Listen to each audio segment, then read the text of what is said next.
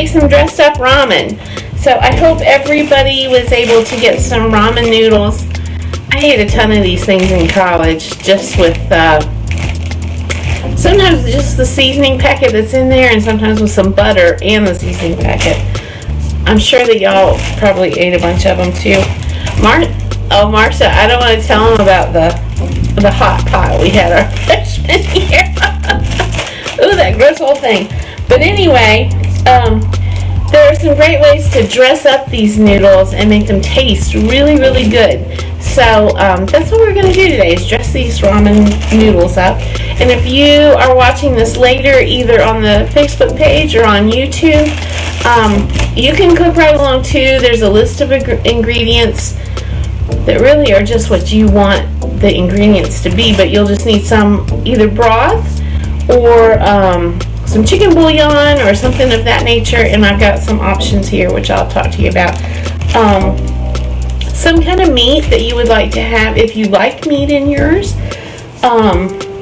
or you can go vegetarian. There's a news thing flashing up. Oh, it's about the stimulus checks. Maybe we'll all get stimulus checks and we'll be eating ribeyes instead of ramen. That would be great. But anyway, so broth and some meat if you want meat in yours. I've got spinach. You can do spinach, you can do sprouts, you can do cabbage, you can do lots of things. I've also got some broccoli and carrots, but I pre-cooked those because they're harder. Any harder vegetable, any harder vegetable you have to pre-cook or it won't get done with everything else. That's right, Marcia. Hot pot SpaghettiOs. I've got some boiled eggs that I've cut in half, and I've got some canned mushrooms. So let me see if I can't see you. Okay. I was trying to make that news flash thing go away. Okay, so what we're going to do is get started, and I'm going to turn the camera around towards the stove like I do each week, and that way you can see my pot. And what I'm cooking with today is I'm using this, it's about a 4-quart stock pot. Any saucepan will do that's about that size. If you're cooking for just one person, then, smaller is fine. If you're cooking for a crowd, bigger is good. So let me turn this around. There we go. Alright. Now, that's going to have to cook there. Hey, Pat! Alright. Thanks for joining us. Alright, now, I'm going to use chicken broth like this. But you don't have to use chicken broth. If you don't have it, you can, you can make your own stock. That would be the best way to do this. I saw something just before I started watching this that said to pour it, when you're using a box like this, to pour it like that. It is less gluggy that way. Anyway, back to stock. So you can make your own. That would be the best way. Hey, Laura. Yeah, Laura, that we don't have a complete alphabet with the letters on the fridge because Weston put a bunch of the letters down the holes on the in the heat grates. So now we just make up words or whatever. So it says, instead of thingamabob, it says thinkamabob, and freedom and woopog, which I don't know what that is. It's just a made up word. It's just for fun. So anyway, got your stock in there, and so make your own. Use boxed stock. You can use you can use the bouillon cubes and water. Hey, Ginger. Thanks for joining us. You can use, I really, really like using this stuff, and I'm going to add a little more water to mine and use this better than bouillon. This is the vegetable base, but it comes in chicken, beef, ham. There's a lot of options. There's lots of vegetarian options. There's a vegetarian chicken, a vegetarian beef. There's a ham, and they are really delicious, and they dissolve pretty good. You can see there. And then we're going to get my, I'm going to add some more water to that.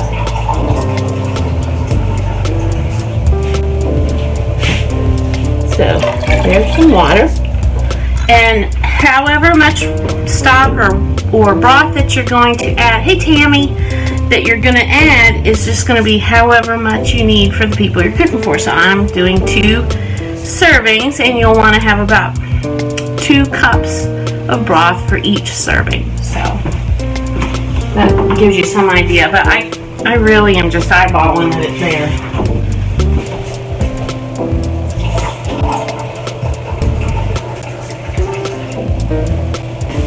Have y'all gone and had ramen like at a restaurant that serves ramen? Or udon noodles or something of that nature? I love those restaurants. I know Richie has, because he has given me a heads up about where the good ones in Raleigh are. This is Wendy. Thanks so much for watching this video. I hope you'll join Sarah and I on our mother-daughter adventures in takeout. You can find Dorks with Sporks wherever you download podcasts or at dorkswithsporks.com. Alright, so as that gets to heating, I've set mine on about, it's like a high, medium high, in that zone. I'm going to go ahead and add my vegetables. I have roasted broccoli and carrots here, and I roasted mine to give them a little bit of extra flavor. And I added soy sauce to them before I roasted them.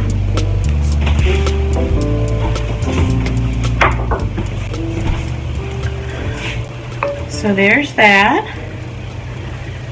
And then I'm also going to, at this stage, add my meat, which is roast chicken, which I roasted with the vegetables. And then it wasn't quite done, so I nuked it in the microwave for a little bit to make sure that it was completely done.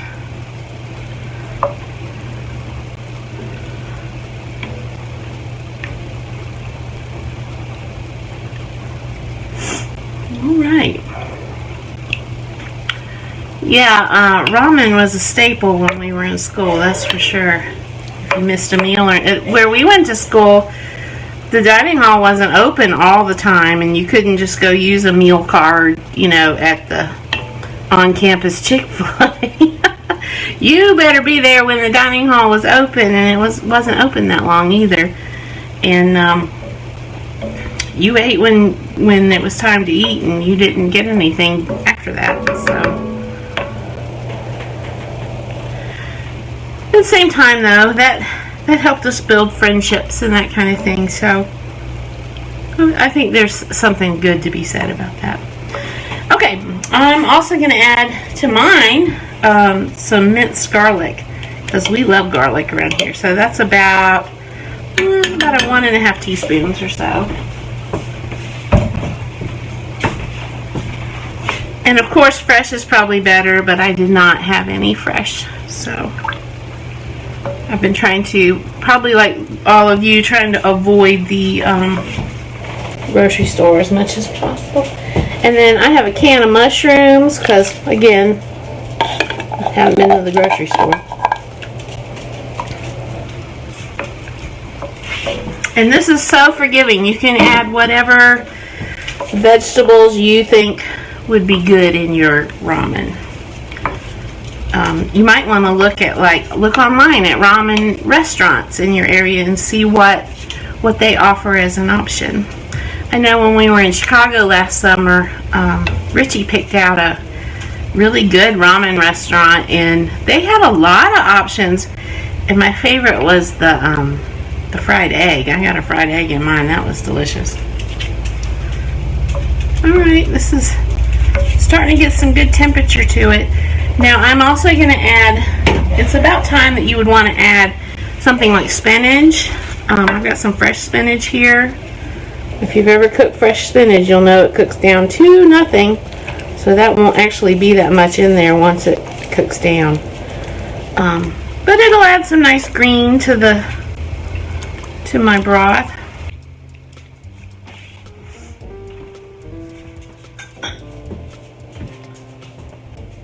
Marcia told me earlier that Joanna Gaines was cooking on her show, and her kids were doing they were doing a quarantine episode, and the kids were holding the camera, and it was kind of shaky video, but I bet that was cute. I didn't get to see it. All right. So while we're waiting for that to heat up, if you would like, you can open your ramen packets and pull out the seasoning packet, because we're not, unless you didn't have any broth, pull this thing out and we're not going to use it. And the reason I'm not going to use it is because it's really loaded with a lot of salt and artificial flavorings and stuff. It's just something I don't want. It's not that it doesn't taste good. It's just, it's a lot of stuff that I don't want in my diet, which wouldn't be good for me, but not necessarily that it's, you know, terrible for everybody else. So, oh, something else I was going to add. I almost forgot.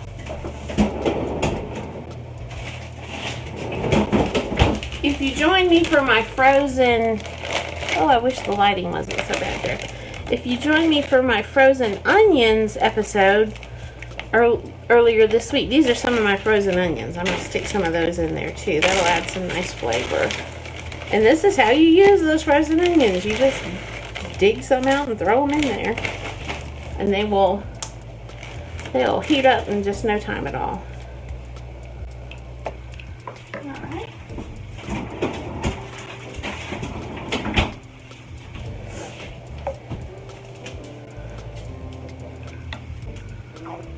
Alright, well let's, now I'm going to put a dash of soy sauce in here. That's probably a tablespoon or two. And that'll add some nice flavor to it. And then I'm ready to show you my secret ingredient. Hey, Amy! Oh, when I do my own stock, what do I like to use to add flavor? I have a recipe on my website, and you're welcome to go look at it. But when I make stock, what I do is I take chicken pieces that we aren't usually going to eat, like the ends of wings and backs and necks and things. Put those in a large stock pot, cover them, you know, get my pot full of water, and then I use onion, celery, carrots. Lots of times I use the tops of celery that I am not going to cook with, and put those in, and salt and pepper, and that's about it. And I think that makes a very nice flavorful broth. Okay, secret ingredient I'm going to show y'all. And somebody else has got a question, but I can't look at it right now because I'll have to push the button in just a second. Okay, here's my secret ingredient. The reason I didn't put it on the ingredient list is because while you can find this at the store, you can't find this brand, and it's a very specific brand. Okay, see this? It's fish sauce. Usually you find fish sauce in the Asian foods aisle. This squid brand is the best. It has the best flavor. And any of y'all that know me know that I don't eat seafood. I especially would not eat something called fish sauce. And if you smell it, it has a real funky smell, but it bumps up the flavor in virtually anything you put in it. I put it in lots of soups, and I put it in my hamburgers, and it doesn't take very much. So you saw for this whole pot about a tablespoon. It really, really bumps up flavor. So, I ordered that on Amazon. That's really the only place I've been able to find it. I'm gonna take my fingers, stick it on the screen here, and see if I can see who's. Marcia's got a question. Oh, very cute. She made about the program with Joanna Gaines. She made chili, chocolate chip cookies, spinach tortellini soup like the one Marcia makes, and breakfast crepes like Lynn's, and then it won't let me expand that. But anyway, so I can't see the rest of it right now. Okay, great. Now see, isn't that looking yummy? Look at that. We've got chicken, we've got lots of vegetables. this is going to be delicious. Okay, and then before this all started, Lynn had asked me, can we make some that's hot? And can we make some, you know, various flavors for different family members? Sure you can. If there's some part of this that your family doesn't like somebody that doesn't like onions or somebody, you know, whatever, you can just make those separate and add it to their bowl when they're ready to eat. That's fine too. So I'm going to put some hot sauce in mine. That was about a tablespoon. Okay. This is really coming together quickly. And now I'm ready to add my ramen noodles. So, again, don't put the seasoning packet in there. Just the noodles. Now look, there's an argument afoot in the ramen noodle world. Whether you put the whole cake down in there like that, or whether you break up the noodles. Oops, I just spilled ramen all over my stovetop. So I really like to break mine up, but we'll leave that whole cake in there so you can see what that... Wow, I'm making a mess. Sorry, y'all. So you can see what the whole cake does when we just put the whole cake in there. And then if you are doing boiled eggs, hang on to those. We're going to put those in. This is just the last thing you put in. And it's going to take a little bit for the ramen to soften. And so you don't have to mess with it the entire time. It's really, you can see it's really kind of pretty as it, you've got, you know, the orange carrots and the green spinach and the white onions and the mushrooms are kind of brownish in there, in that base. It looks so nice. And then when as these noodles cook up, now some of us like our ramen more dry than others, so you can add as much or as little of the soup as you like. So I like mine soupy, but you might like yours more just vegetables and noodles, and that's fine too. You can dip out whatever you would like to have in your bowl.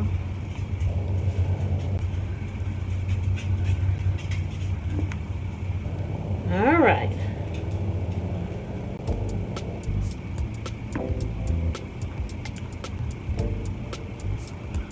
Amy, did I answer your question about the stock sufficiently?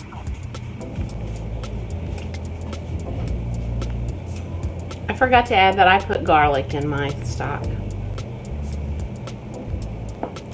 And then I think what I did not say is I put the chicken and the onions, carrots, and celery and garlic in there, and then I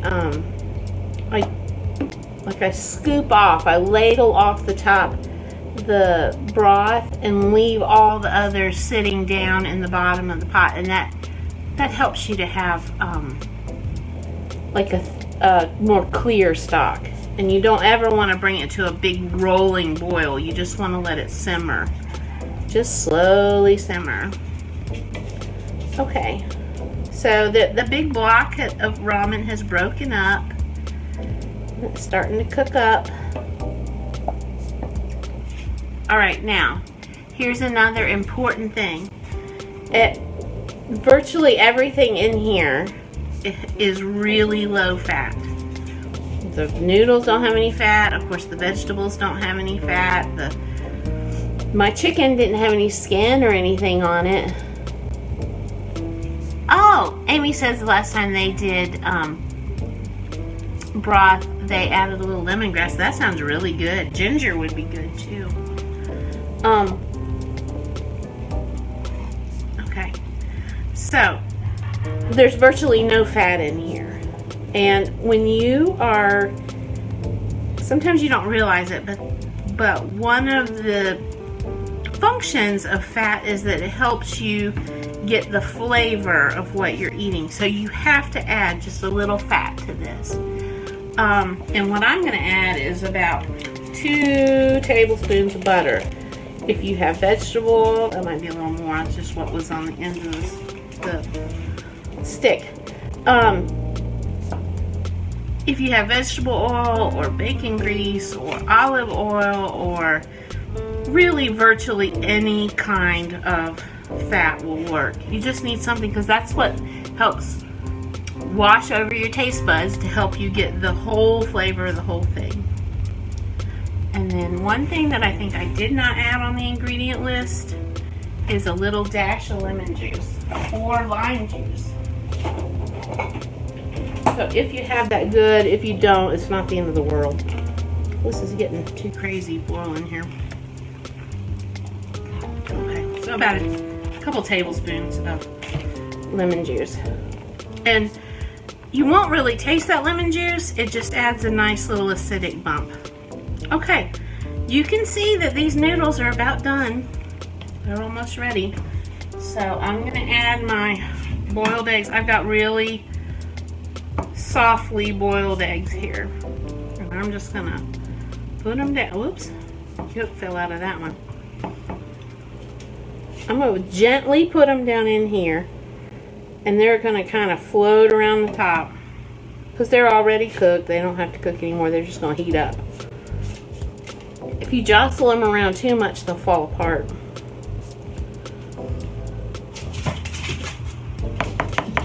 All right. And that is really about it. Let me get my ladle.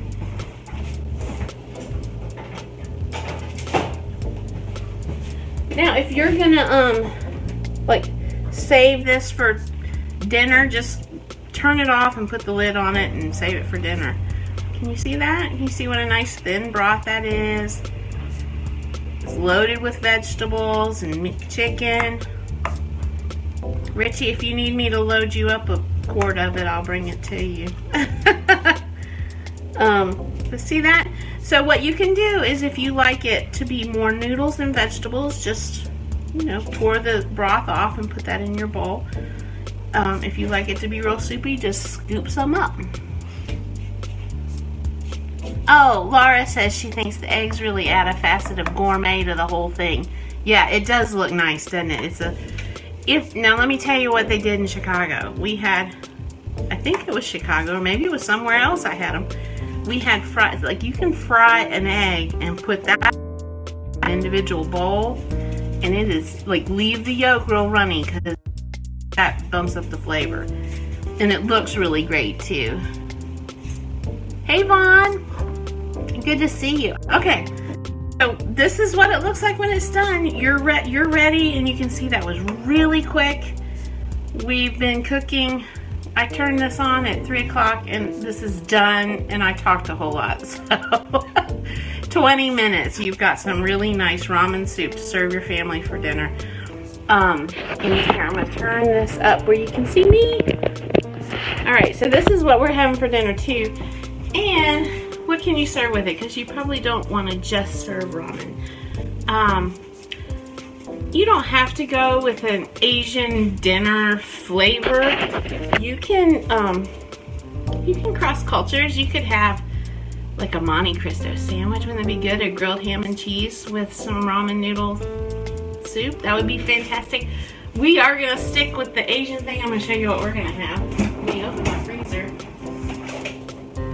I've got these Pagoda frozen egg rolls. These are really good. Rub them with a little oil and bake them in the oven, according to what the time says on the back. And that's good. Grilled cheese would be good. Y'all have any ideas how you might like to serve it? Yeah, we're having egg rolls too. Maria's having egg rolls with hers.